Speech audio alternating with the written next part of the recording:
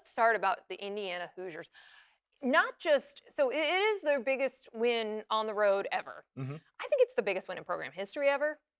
I'm I not would agree with like that. in the weeds on Indiana, but this was the losingest program in the history of the sport.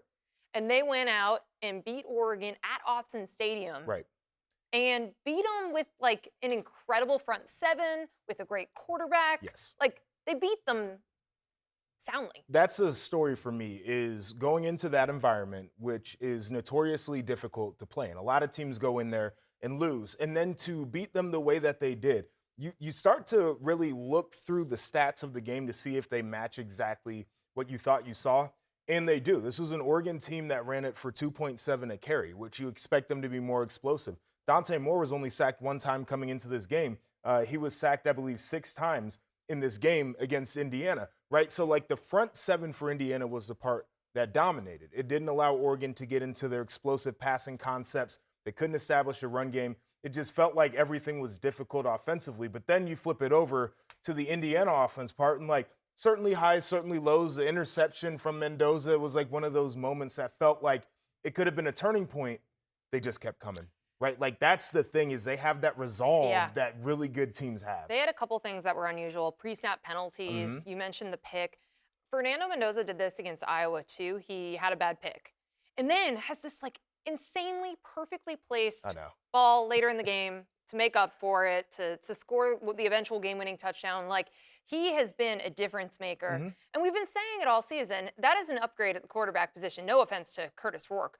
But you're seeing like little differences about last year's Indiana team, which was very good and couldn't quite compete with the big boys, to a team that is better than teams that are more talented than it is. It's an interesting thing, I think, from a mentality standpoint. Like, last year was a banner year in terms of winning for Indiana, but you still walk into a place like the Horseshoe and you ask the question, can I do it? You still walk into South Bend, Notre Dame Stadium and say, can we do it? And I think they built confidence through that, saying a lot of these same guys are back. We feel better about our quarterback position. Our guys are more experienced in this system. And now going into a place like Autzen, like, it's our turn to call the score.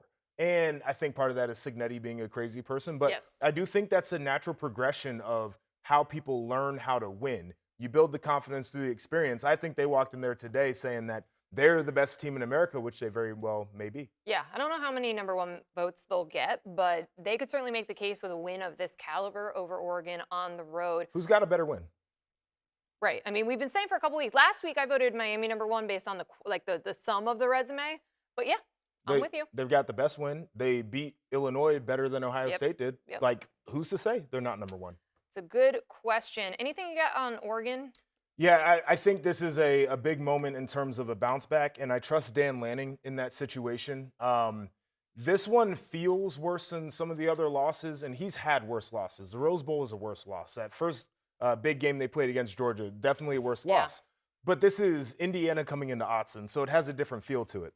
His quarterback didn't play well. His offensive line got dominated. His defense was good and bad in certain moments.